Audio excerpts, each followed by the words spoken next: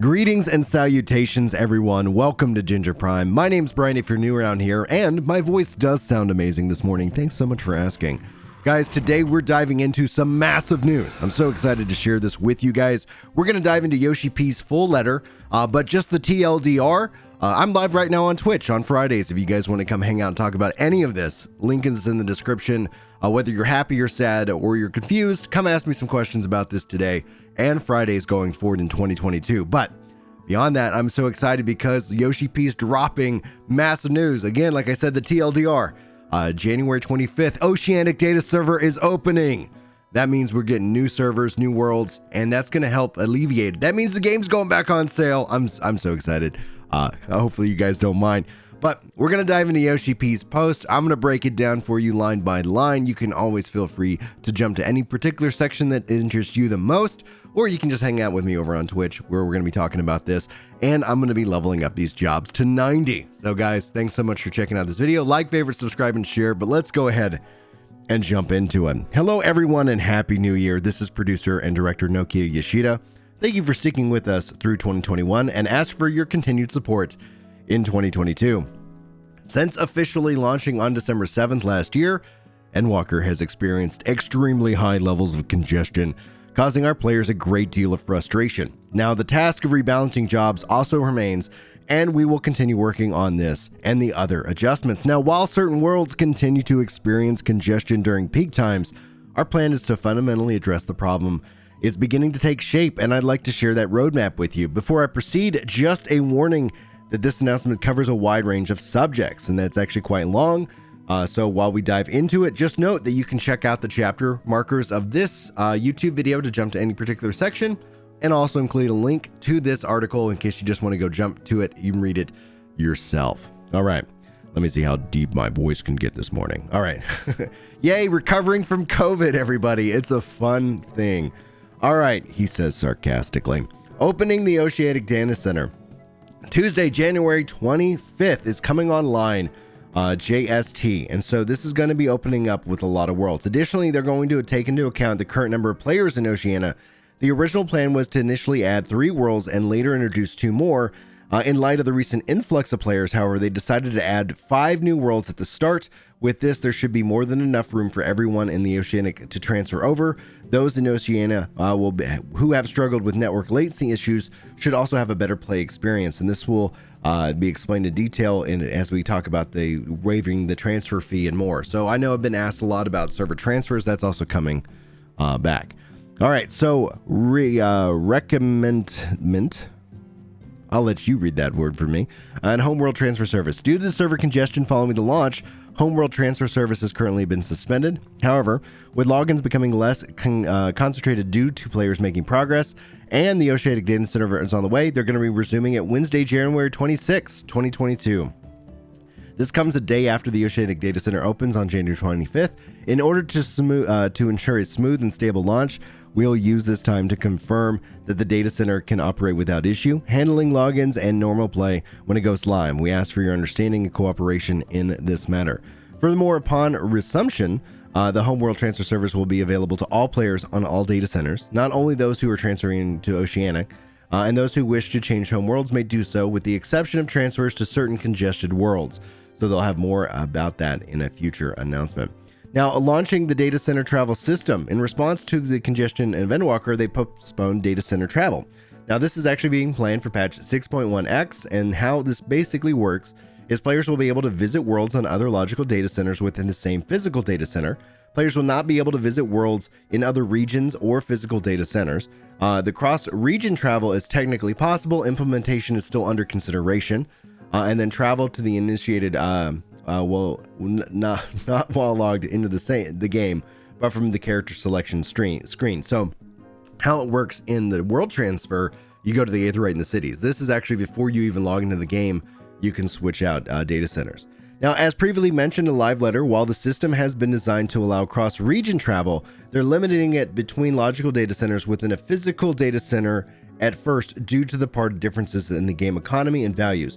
Now, they're paying keen attention to this option as players. They want to consider whether or not to introduce cross-region travel in the future. And I'm going to bet, based off of just like his words here, that we're going to see that at some point. It just makes sense not to like roll it out too fast and end up introducing issues. We've seen that happen with other games. New World, for example, they kind of roll out things too quickly. There's problems, and then they have to do a lot of extra work. I say take your time, make sure that everything's good, and hopefully we will see that in the future. I know I will advocate for it, but that's just me. All right, compared to the World Visit System, they've already had this in place. Data center travel will be subject to more restrictions than those functions and that manage that are per logical data centers, such as free company chat and cross-world link shells.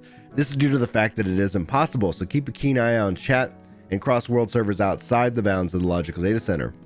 Aside from that, there are just a few, there are just about no restrictions. At undertaking quests, performing parties, using Duty Finder, you'll be able to play the game as usual. If that means a means to communicate with others, such as the Lodestone or the Companion app, it should be possible to form static parties. If you want to join a free company or link shell on another data center, you will need to transfer your home world, so that way you can take advantage of those systems. Expansion of Japanese data centers. Currently, our Japanese data center comprises of 3 logical data centers and 32 worlds. In 2013, when A Realm Reborn was released, we aggressively increased the number of worlds to cope with congestion. As a result of this, we now have a situation where 10 to 11 worlds are handled by each logical data center, making it efficient operation impossible. As a result, they're going to be unable to increase the number of simultaneous logins per world, and in the same manner with the North American and Europe data centers, leading to extreme congestion. Therefore, in a long-term perspective, they're looking to add 1 more logical data center and lower the volume of worlds per data center, thereby significantly increasing the maximum amount of concurrent logins possible by several thousands per world. So Japan's going to be going from 3 data centers to 4, but the number of worlds is remaining unchanged. And capacity, the overall simultaneous login encompassing all worlds, is now going to be increased by 50,000 or more. To this end, we would like to ask that you bear as we reconfigure the composition of the worlds to a logical data center from 10, 11, 11 to a 4 logical DC configuration of 8, 8, 8, and 8. We believe that this is taking into account the floor space of the data center, and the servers are physically housed in the current semiconductor shortage. This will be the fastest and most efficient method for large-scale expansion. In terms of community maintenance, this will involve a particular regrouping of worlds, and we understand this is going to cause a great deal of inconvenience for players in the Japanese data center. They intend to do this and everything in their power to mitigate this by implementing data center transfer and through the use of homeworld transfer service. They offer their sincere apologies in advance for any trouble this is going to cause. And so you can see here, this actually happened to North America and Europe, and so it does cause a little bit of frustration because worlds and friends kind of get separated, but they're looking at implementing this in July 2022. So actually not that far off if you think about it. Expansion of North American data centers. Currently, the North American data center houses 3 logical data centers and 24 worlds, 888 configuration. In order to cope with this drastic increase in player population, we're planning a 2-phase major server expansion. Due to the global shortage of semiconductors, it has taken considerable amount of time to procure the server infrastructure, and so their first phase is going to be implemented in August 2022, with the second phase following spring or summer of 2023. First phase of the expansion for August is a new logical data center. It's going to be established with 4 new worlds going to be added into it. With the second phase of the expansion, they're going to add 4 new worlds to the newly established logical data center. So we're getting 8 new worlds as a part of North America, but that's going to happen over the course of the next year, starting with 4. That's awesome. In addition to the above, they're also considering yet a larger scale upgrade at the time, and the next major expansion around 7.0. They will be sure to update us with further details as that takes shape. I wonder what that's going to entail. I can't wait to learn more about that. The expansion of the European data centers. The European center comprises 2 data centers and 12 worlds, a 6-6 configuration. In order to accommodate a substantial increase in player population, they are planning a major server expansion in 2 phases, similar to what we've planned for North America. Due to the ongoing global semiconductor, this is going to require equipment to be delivered. As such, the first phase is scheduled for July 2022. Second is for the summer of 2023. First phase scheduled for 2022. A total of 4 new worlds will be added under each logical data center, precisely housed in the European data center. The second phase, a new logical data center will be established and 8 new worlds will be added under it, resulting in 3 logical data center configurations of 8, 8, and 8. So they're going to the size of North America. North America is going, looks like the size of Japan in this regards. The resumption of digital sales for new players. Guys, you can come back and buy the game on the 25th. They are going to be resuming digital sales starting on January 25th. The Ocean, because it's also Oceaning, the Oceanic data center. The desire to provide a stable environment for players in the Oceanic region and playtime and login frequency of current players is steadily returning to normal levels. However, in the event servers continue to experience extreme levels of congestion, we may consider suspending digital sales again.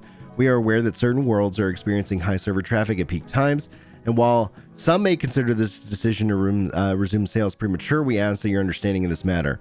We would also like you to resume registration of the free trial after monitoring server stability a while longer. Regarding some final notes, guys. Once again, I wish to apologize for the delays in server expansion caused by the global semiconductor shortage. The necessity for communities to separate due to the regrouping of worlds is another inconvenience that I'd like to prove unavoidable for some players, and we ask that your understanding as we work to alleviate this issue. Despite these hardships, however, we believe that the server expansion is a significant step forward in providing players with the best gaming experience possible for 14. Work on bolstering the servers will continue into 2023. Expanding the vast amount of financial resources and manpower, we will do our utmost to ensure that this endeavor has no negative impact on your ability to play, so we would appreciate your support while you continue on your adventures. As I mentioned earlier, we're also hard at work on further job adjustments, but the exciting new content for 6X series, as well as our next expansion 7.0. In fact, I have a few announcements planned for the end of February, so be sure to keep your eyes peeled for the next letter from the producer live. Until then, guys, here is another great year for Final Fantasy XIV, Nokia Yoshida. That is such an incredible set of news, guys. This is such a great relief. And he said this was coming in January, and we got the news. And it looks like, especially with the Oceanic opening early, they were originally targeting 6.1. Looks like 6.1 is actually pushed out a little bit, but we're going to have an amazing live letter from Yoshi-P talking to maybe even about a little bit about 7.0. I don't know. We're going to have to find out here. There's a lot of hints here about the future of this game, and it's something to be really excited about in my personal opinion.